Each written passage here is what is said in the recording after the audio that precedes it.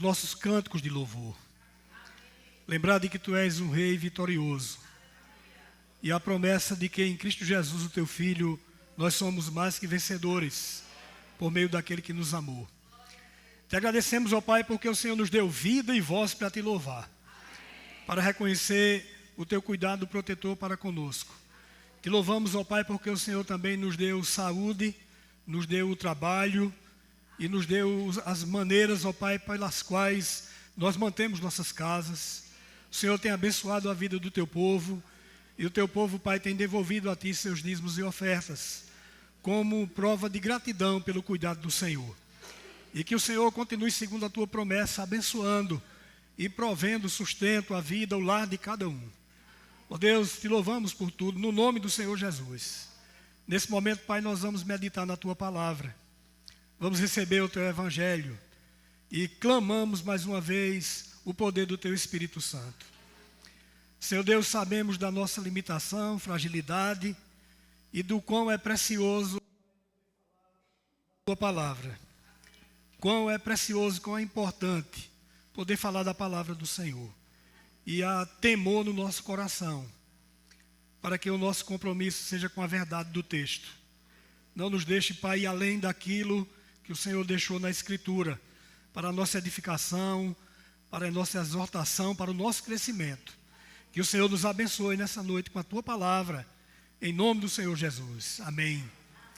Amém. Irmãos, vamos abrir a palavra de Deus na segunda carta de Paulo aos Coríntios, capítulo 12, versículos de 7 a 10.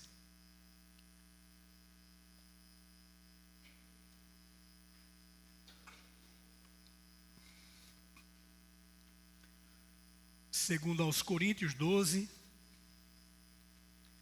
do 7 ao 10. Mesmo assentados, faremos a leitura, irmãos, de maneira reverente. Os irmãos acompanham aquilo que o texto nos fala. Eu farei a leitura do texto. Segunda carta de Paulo aos Coríntios, capítulo 12, versículos de 7 a 10. Se você não tiver a Bíblia, está sendo projetado o texto. Segundo aos Coríntios. Aí está segundo Crônicas. Segunda carta de Paulo aos Coríntios. Estava tentando ler aqui, não está batendo com o meu texto. Vocês estão aí em Crônicas.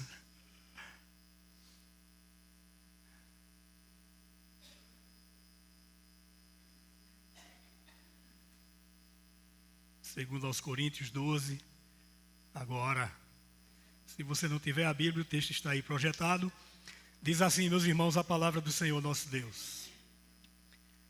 E para que não me ensoberbecesse, ou me orgulhasse com a grandeza das revelações, foi-me posto um espinho na carne, mensageiro de Satanás, para me esbofetear, a fim de que não me exalte. Por causa disto, 3 vezes pedi ao Senhor que eu afastasse de mim.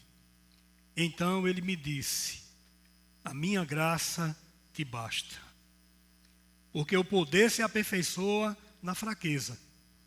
De boa vontade, pois, mais me gloriarei nas fraquezas, para que sobre mim repouse o poder de Cristo. Pelo que sinto prazer nas fraquezas, nas injúrias, nas necessidades, nas perseguições, nas angústias, por amor de Cristo, porque quando sou fraco, então é que sou forte. Amém, meus irmãos, que o bom Deus aplique sua palavra no nosso coração nessa noite. Irmãos, essa segunda carta de Paulo foi escrita à igreja de Corinto com um propósito direto, um propósito objetivo e também com outros temas mais amplos para tratar de coisas relevantes da vida da igreja.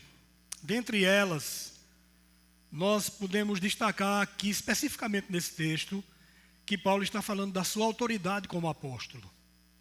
E por que é que Paulo está falando da sua autoridade como apóstolo? Porque nós sabemos que onde o apóstolo Paulo plantava uma igreja, os judaizantes chegavam com um ensino diferente. E também outros mestres apareciam na igreja, tentando acrescentar ao evangelho mais alguma coisa, e muitos deles, no seu orgulho, se vangloriavam e vaidosamente falavam de pretensas experiências espirituais que eles haviam tido e experiências místicas, colocando Paulo numa categoria, ou tentando colocar o apóstolo Paulo numa categoria de inferioridade. A ponto de Paulo ter escrito uma carta que nós não temos, ela se perdeu, que de fato era a segunda carta, é conhecida no meio teológico como carta severa, porque é uma carta de uma repreensão muito dura à igreja, e ela se perdeu, ela não ficou registrada, aprove a Deus não ficar na revelação bíblica. E então ele escreve essa segunda carta aqui, agora de uma maneira mais pastoral, mais amorosa, mas não deixando de falar da sua autoridade como um apóstolo de Deus. Veja o capítulo 11, os versículos 10 a 15, o texto nos diz o seguinte: a verdade de Cristo está em mim, isso é Paulo falando, por isso não me será tirada esta glória nas regiões da Acaia. Por que razão?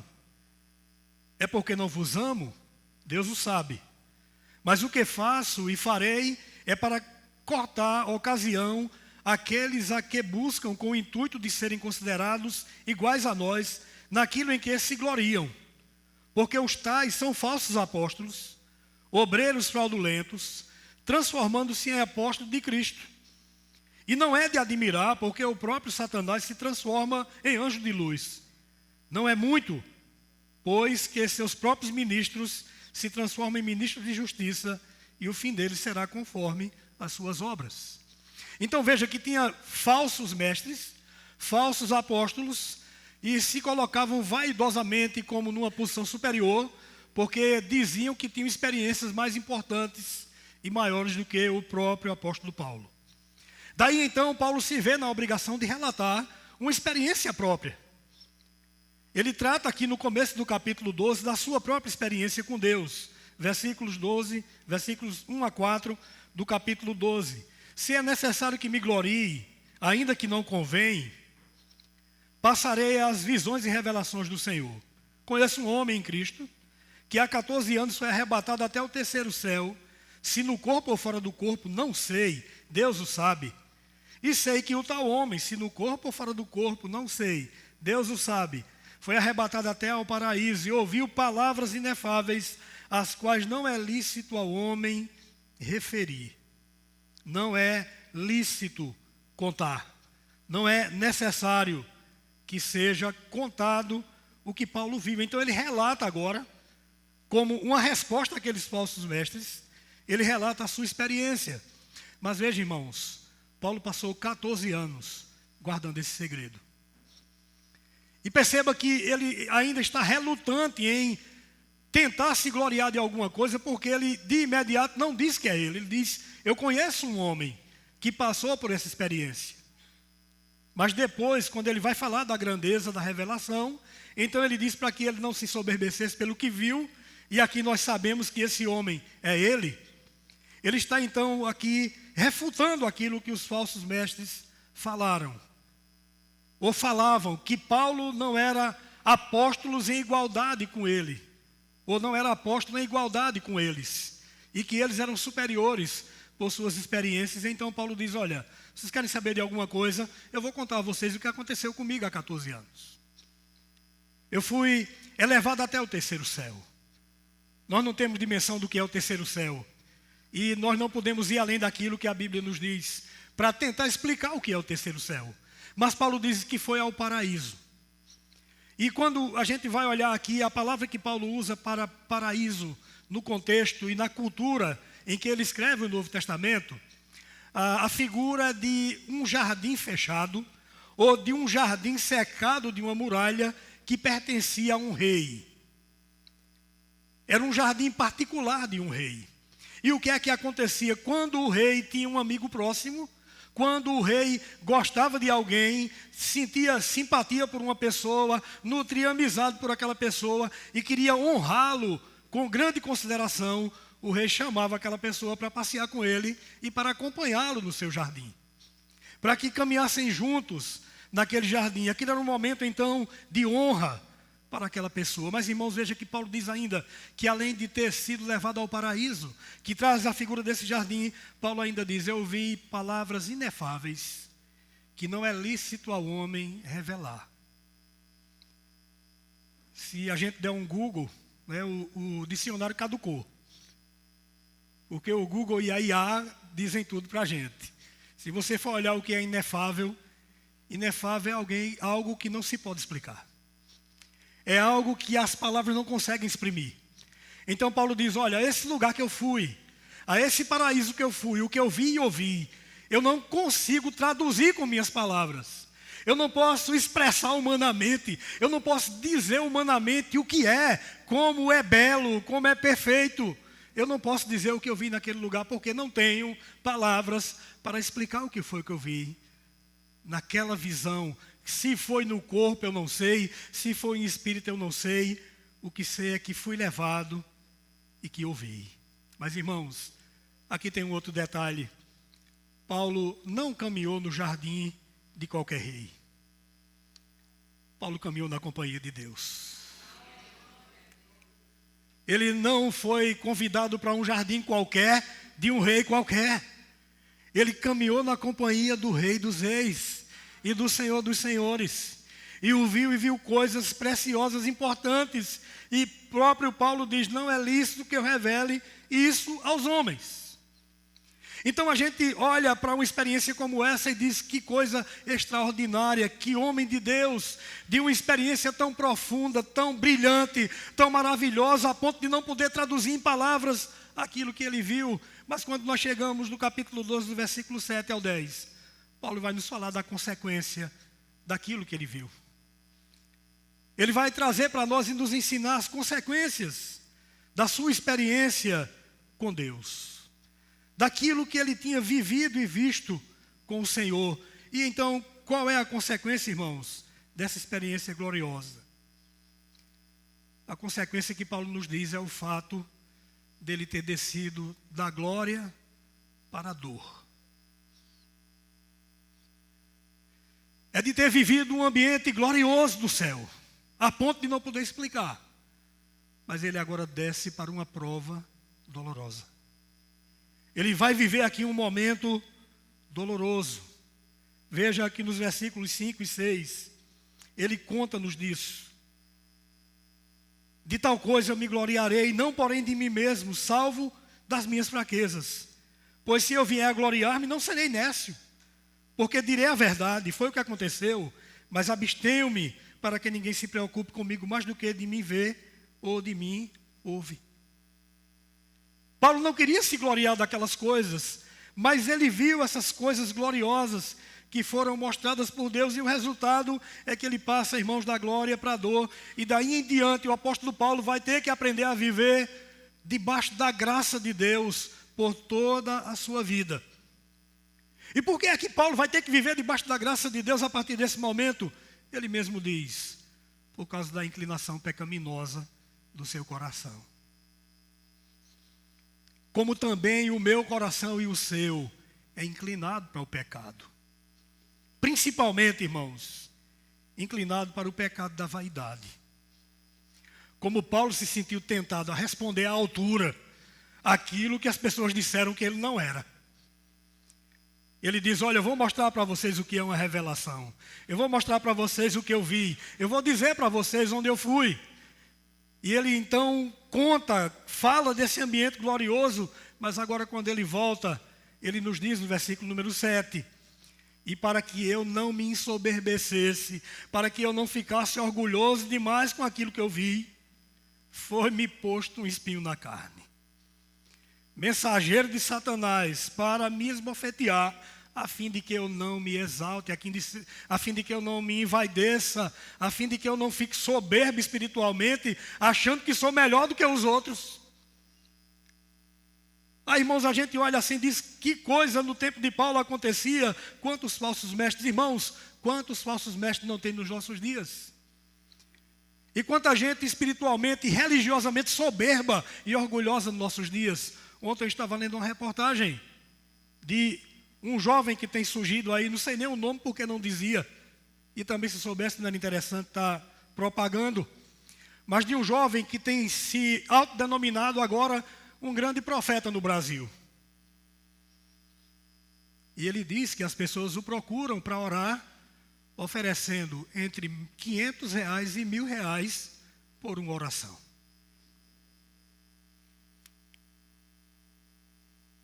O Filho de Deus diz, de graça recebestes, de graças dai. Falsos mestres, irmãos, tem em todo o tempo e em toda a época. Mas veja, Paulo se sente enredado aqui em tudo isso. E ele demonstra que o seu coração também é propenso à vaidade, pelo fato de ter que responder aos outros aquilo que ele viu, para mostrar que ele é não somente igual, mas é até superior do que eles, porque eles não eram apóstolos como o próprio Paulo era apóstolo de Deus. Então veja, entendendo esse contexto todo, eu queria destacar 3 coisas aqui nesse texto e falar nessa noite sobre a suficiência da graça. A suficiência da graça de Deus. Paulo, ele vai aprender a viver debaixo da graça de Deus. Lembre, ele disse, isso aqui aconteceu há 14 anos. Então haviam passado 14 anos. Paulo está tratando de uma experiência antiga. Então de lá para cá, ele tem convivido com esse espinho na carne. De lá para cá ele tem convivido com esse mensageiro de Satanás. E a ideia aqui de me esbofetear é de bater no rosto. Não tem coisa pior para uma pessoa do que apanhar no rosto, não é não? Tem humilhação maior do que apanhar no rosto? Os homens dizem logo, em cara de homem não se bate. Porque é humilhante. Mas é a ideia de Paulo, é como se Paulo dissesse, no momento em que eu quero me envaidecer demais, no momento em que eu quero me ensoberbecer demais, Satanás vem e bate no meu rosto para dizer, você corre o perigo de ser soberbo. Você corre o perigo de ser vaidoso, de se exaltar, de achar que é alguma coisa demais e você não é. Então ele diz, foi-me posto o espinho na carne, e ele fala disso aqui como algo que domina a sua vida. Então, meus irmãos, em primeiro lugar, para compreender a suficiência da graça, nós precisamos entender que a suficiência da graça de Deus, ela tem o poder de moldar um coração que é inclinado à vaidade. Deus ensina a Paulo que a suficiência da sua graça tem o poder de moldar um coração inclinado à vaidade. E meu irmão, minha irmã, considere isso, o meu coração e o seu, é inclinado à vaidade. É inclinado a contar nossas vantagens. É inclinado a dizer daquilo que nós somos bons em fazer. Todos nós estamos nivelados nessa história. E o apóstolo Paulo destaca isso. Ele está dizendo o quê? Eu vi tudo isso, é glorioso demais então, para que eu não vá além do que eu sou. Quando ele diz, para que eu não me soberbecesse, a ideia aqui é, para que eu não vá além da medida do que eu sou. Eu sou Paulo, servo e apóstolo de Cristo. Eu não sou Deus, eu não sou Cristo, eu não tenho o poder de Cristo. Eu não posso tomar a glória de Cristo para mim, eu sou servo. E para que eu não vá além disso, para que eu não passe dessa medida, Deus colocou um espinho na minha carne. Tem muitas ideias e muitas conjecturas do que é o espinho na carne. Dizem alguns que era uma possível cegueira, porque na carta aos Gálatas ele diz, se for possível, até os olhos vocês me davam, para eu não sofrer o que eu sofro. Muita gente disse que era malária, outros dizem que era epilepsia, outros dizem que era a perseguição dos judeus, ou a tentação de um demônio. Irmãos, nós não sabemos o que era, mas o que Paulo diz é que era algo que doía.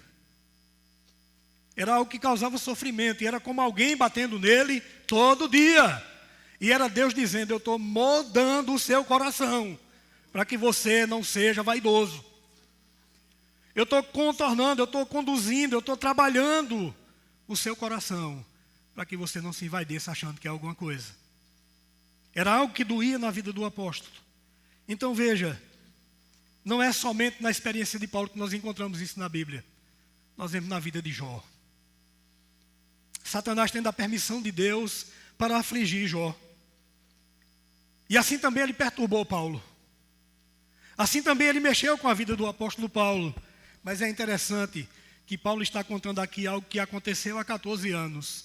E dentro do propósito de Deus, em 14 anos, Paulo sendo afligido, ele ainda estava ativo, trabalhando e equilibrado com a vontade de Deus. Paulo não se tornou soberbo, porque a suficiência da graça de Deus moldou o coração dele. Trabalhou no coração dele para que ele não achasse ser maior do que ninguém. É isso, irmãos, que Deus faz conosco. Um escritor bíblico chamado Matthew Henry, ele nos diz o seguinte: fardos espirituais, eles são preparados por Deus para curar o orgulho espiritual.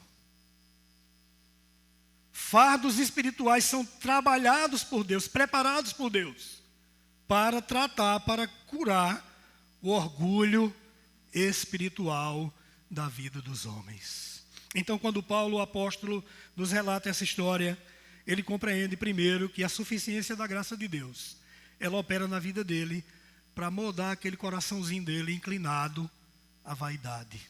O que é que eu posso tirar como lição dessa experiência de Paulo no primeiro momento para mim? A primeira lição, para mim e para você. Você já se sentiu orgulhoso por alguma coisa? Você já fez algo assim, bom, e você sabe que é bom naquilo, e quando você foi elogiado, inflou o seu ego, não é? Você ficou feito um pavão, abriu as penas todas assim, coloridas. Não é? Por exemplo, Deus deu um talento para você de cantar, e você canta bem. E além de cantar bem, canta com unção, e a igreja sente isso. Ou você toca bem, ou você prega bem, é um bom pregador, consegue atrair pessoas para ouvir a sua palavra, ou aquilo que Deus colocou para você. Ou você administra bem, ou você negocia bem, ou você lida com a vida com facilidade, e todas as suas atividades são bem sucedidas. E quando chega no final você diz: eu sou bom. Eu sou bom nisso. Irmãos, quando a gente lida com essas questões, é interessante que quando nós fazemos isso, logo em seguida, Satanás arma um laço.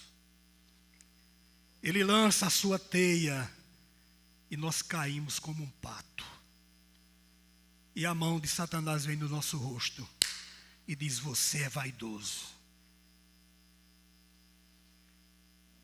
E nós precisamos reconhecer a graça de Deus na nossa vida. E entender que se eu toco bem, se eu canto bem, se eu prego bem, se eu administro bem, se eu negocio bem, se a minha vida toda gira em torno de um bom talento, de possibilidades e de condições que Deus me deu para eu fazer, eu tenho que fazer, não é para me gloriar, é para a glória de Deus.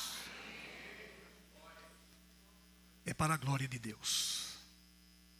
Eu não sei quanto aos outros pastores, mas o meu pior dia é amanhã. Porque amanhã eu tenho que aplicar para a minha vida o que eu estou pregando para vocês hoje.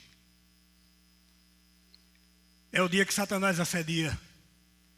É o dia que o laço é lançado para que eu não me ache bom demais em determinadas coisas e não venha ser esbofeteado, para Deus dizer ao meu coração: coração soberbo, coração vaidoso, coração exaltado. Nós precisamos, irmãos, entender que nós dependemos da graça de Deus, moldando o nosso coração, para que a nossa vida seja onde for, bom cantor, bom pregador, bom tocador, bom professor, bom comerciante, um bom administrador, bom marido, boa esposa, bom filho. Tudo isso deve redundar na glória de Deus. O espinho na carne, mensageiro de Satanás, esbofeteando a vida de cada um, nada mais é do que a possibilidade da graça de Deus moldando o nosso coração para nos livrar da vaidade, para nos tirar da soberba. Em segundo lugar, meus irmãos, a suficiência da graça tem como propósito nos conduzir para o caminho da oração. Nos levar para o caminho da oração. Veja o versículo 7. Ou melhor, versículo 8. Por causa disto, por causa desse espinho, 3 vezes pedi ao Senhor que o afastasse de mim. Não é o que é que Paulo está dizendo? Quando eu comecei a sofrer com esse negócio, há 14 anos, eu venho sofrendo com isso. Quando eu comecei a sofrer com isso, eu fui pedir a Deus que me livrasse. Somos nós não aguentamos dor. Qualquer dor, qualquer enfermidade, qualquer problema, nós corremos, vamos comprar remédio, vamos procurar um remédio que tire essa dor, que nos livre de alguma coisa. Raramente a gente corre primeiro para Deus, primeiro a gente corre para o remédio, e quando o remédio não dá jeito, a gente, meu Deus, tem misericórdia de mim. Então a suficiência da graça de Deus, além de moldar um coração vaidoso, ela também nos leva para o caminho da oração. Paulo diz, eu corri e fui pedir a Deus. Eu fui buscar a graça de Deus. Ele diz, 3 vezes eu pedi ao Senhor. O que é isso? É alguém que insiste na oração com Deus. Ele fala de 3 vezes, ele não pediu uma vez só. Eu pedi 3 vezes, eu insisti. Eu clamei a Deus. Veja, nós lembramos de quem? Lembramos, por exemplo, do profeta Daniel, quando foi ameaçado pelo rei, pelo decreto do rei. Quem orar, vai para a cova dos leões. A Bíblia diz, Daniel orava a Deus 3 vezes por dia. Paulo diz, 3 vezes eu pedi ao Senhor. E quando Daniel orou 3 vezes por dia, nós sabemos que Deus livrou Daniel na cova, mas não livrou Daniel da cova. Então ele orou, o que foi que Deus disse? Não, você vai para a cova, mas lá eu vou demonstrar o meu poder. Lá eu vou demonstrar a minha graça. Por quê, irmãos? Porque Daniel caminhou pelo caminho da oração. E você vê Paulo aqui dizendo, eu insisti com Deus. 3 vezes eu pedi ao Senhor em oração.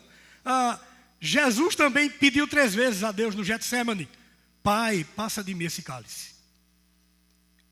Primeira vez voltou os discípulos dormindo. Segunda vez voltou os discípulos dormindo. Terceira vez voltou os discípulos dormindo. 3 vezes pediu a Deus, contudo não seja o que eu quero e sim o que tu queres. Lucas nos diz, capítulo 22, versículo 24, que ele sofreu tanto, Jesus, que suou, e o seu suor se transformou em gotas de sangue. Paulo, da mesma maneira, 3 vezes ele pede a Deus. E tanto a Daniel, quanto a Paulo, quanto a Jesus, Deus disse não. Daniel, você vai para a cova dos leões. Paulo, o espinho vai continuar. Jesus, meu filho, você vai para a cruz. E era necessário que ele fosse, senão nós não seríamos salvos. Então vejam um propósito de Deus em todas as coisas. Até no espinho na carne, irmãos, Deus está demonstrando a suficiência da sua graça. Ele está demonstrando isso. Mas veja, nenhum desses homens, nem Paulo, nem Daniel, nem Jesus foi abandonado. Eles foram encorajados e eles foram fortalecidos. Lucas diz que um anjo do céu veio, e quando Jesus transpirava suor e sangue, o anjo o confortava. E Deus disse a Paulo, quando ele pediu 3 vezes, a minha graça te basta. Fique com o seu espinho, mas eu vou te dar a condição de suportar até o final. Então a suficiência da graça de Deus tem esse poder. Primeiro, lembre, de moldar um coração inclinado à vaidade, coração inclinado à soberba. Segundo, tem o poder, ou tem como propósito, nos conduzir para o caminho da oração. É necessário, irmãos, buscarmos a Deus em oração. Então, o que é que eu aprendo com isso também, eu e você? Nós precisamos aprender que, com a vida cristã, Jesus nos ensina que nunca há uma oferta de triunfalismo e facilidade. O Evangelho nunca nos chamou para uma vida de triunfalismo e de prosperidade e de facilidade. O próprio Filho de Deus sofreu do nascimento até a morte. E quando ele chamou discípulos, ele disse, quem vier após mim, quem quer vir após mim, negue-se a si mesmo, tome a sua cruz e siga-me. Então veja, ele nos mostra isso. Não há uma oferta de triunfalismo, não há uma oferta de prosperidade, não há uma oferta de facilidade na vida cristã, mas tem uma coisa que Jesus nos ensina. Ele nos ensina que pelo caminho da oração nós podemos falar com Deus e podemos ouvir a Deus. É por isso que ele molda e trabalha para que nós andemos pelo caminho da oração. Ele nos ensina que falar com Deus e ouvir a voz poderosa de Deus, a voz consoladora de Deus, a voz confortadora de Deus por meio da oração da fé, mostrando que a sua graça é suficiente, irmãos, e nos encoraja e nos fortalece para ir até o fim. Paulo está aqui 14 anos depois com o mesmo espinho, as mesmas lutas, as mesmas dores. Mas, irmãos, nesses 14 anos, quantas almas ele não ganhou para Jesus? Quantas igrejas não foram estabelecidas por ele? Quanto ele não desenvolveu o seu ministério fazendo a obra do Senhor? Porque a graça de Deus foi suficiente para mostrar que por meio da oração, Deus falava com ele e o encorajava. E nós precisamos, irmãos, aprender isso com o exemplo do apóstolo Paulo. Sabe por quê? Porque tem gente que, se Deus tirar o espinho, ele enche o coração de autossuficiência e vai para longe.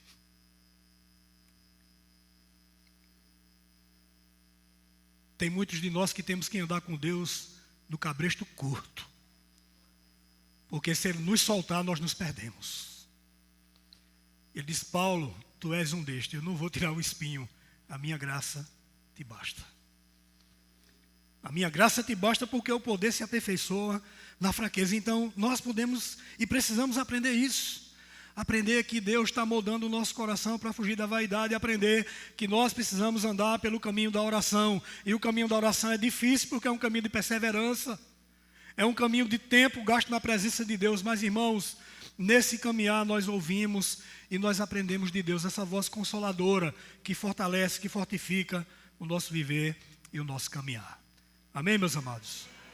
Terceiro e último lugar, a suficiência da graça pedagogicamente nos leva a ouvir a Jesus e a depender dele. Primeiro, tem o poder de moldar um coração inclinado à vaidade. Segundo, tem como propósito nos conduzir para o caminho da oração. Terceiro e último lugar, a suficiência da graça pedagogicamente nos ensina a ouvir a Jesus e a depender dele, a esperar nele. Veja o versículo 9 e 10. Quando Paulo orou, Paulo diz: então ele me disse, a minha graça te basta, porque o poder se aperfeiçoa na fraqueza. De boa vontade, pois, mas me gloriarei nas fraquezas, para que sobre mim repouse o poder de Cristo. Pelo que sinto prazer nas fraquezas, nas injúrias, nas necessidades, nas perseguições, nas angústias, por amor de Cristo, porque quando sou fraco, então é que eu sou forte.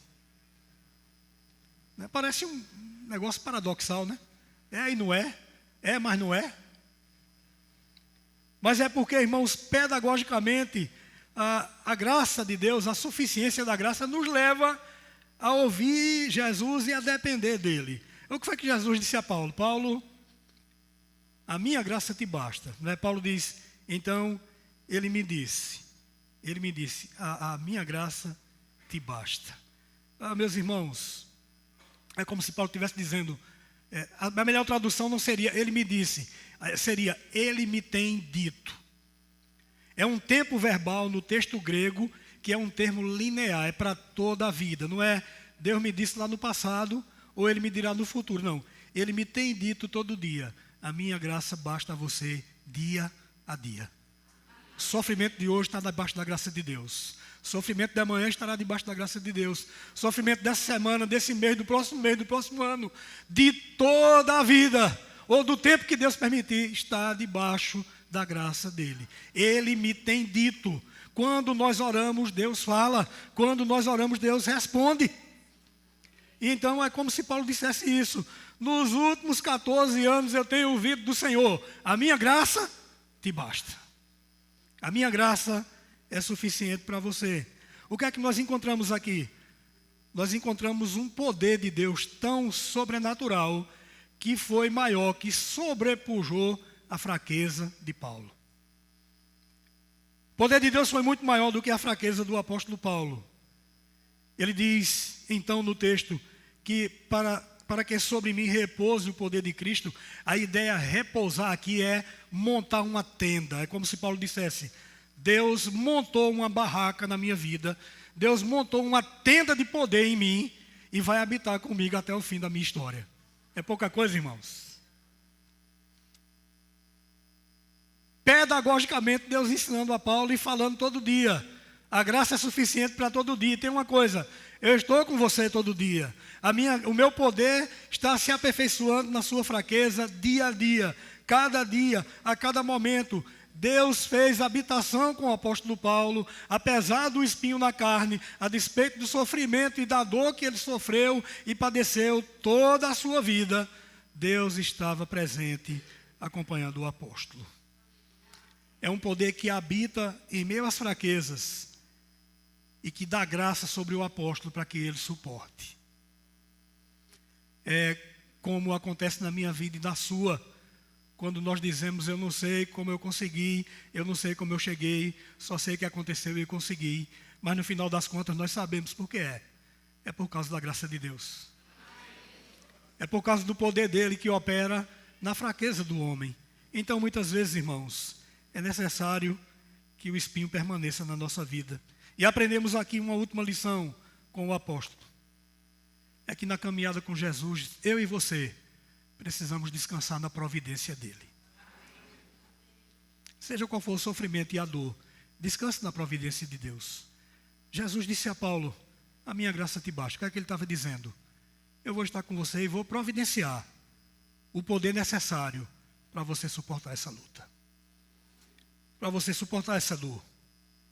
A suficiência fortalece, irmãos, para suportar a dor, o cansaço, a perseguição, as angústias, tudo que Paulo passou.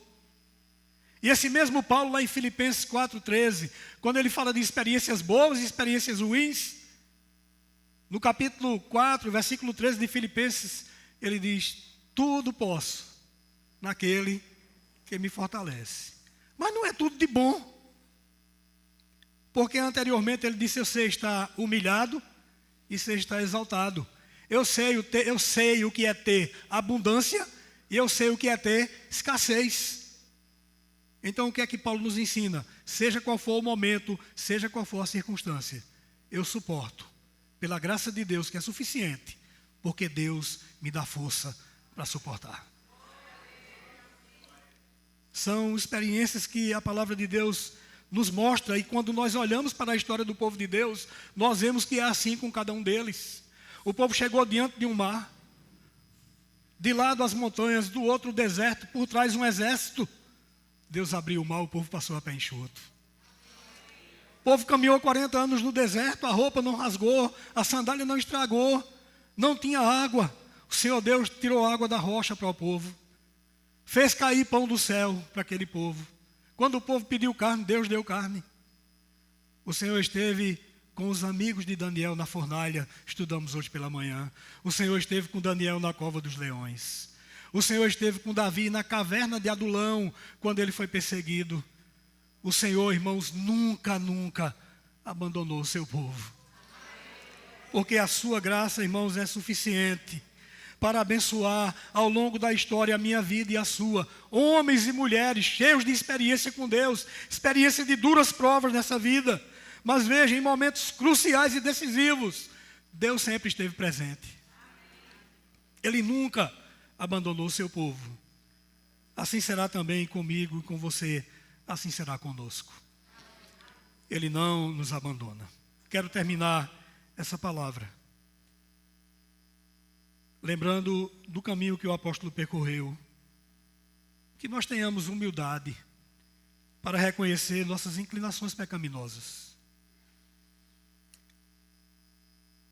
Tenhamos humildade para reconhecer nossas inclinações pecaminosas. Quando muitas vezes não entendemos o porquê daquela prova, a gente canta, né? Deus, embora sem compreender o porquê de certas coisas que me acontecem, nós não compreendemos, mas Deus sabe. Porque eu e você não chegamos no amanhã, mas no amanhã Deus já chegou, Ele já está lá, irmãos. Primeiro do que nós, muito antes do que nós, Ele já está no amanhã. Então veja, nós precisamos ter humildade para entender isso e aprender que Deus está moldando nosso coração por conta das inclinações do pecado. Nós precisamos, irmãos, nos deixar moldar por Ele. E que nosso coração busque a Deus em oração, ouvindo dEle, dependendo dEle, aprendendo dEle, crendo que sempre haverá provisão no meio das provas da nossa vida. Sempre haverá provisão de Deus no meio das provas da nossa vida, porque a graça de Deus é suficiente. E como disse o apóstolo Paulo, ele me tem dito: a minha graça te basta. Amém, meus amados. Deus nos abençoe. Que o Senhor aplique sua palavra no nosso coração dessa noite. Em nome de Jesus. Vamos ficar de pé, vamos orar ao Senhor.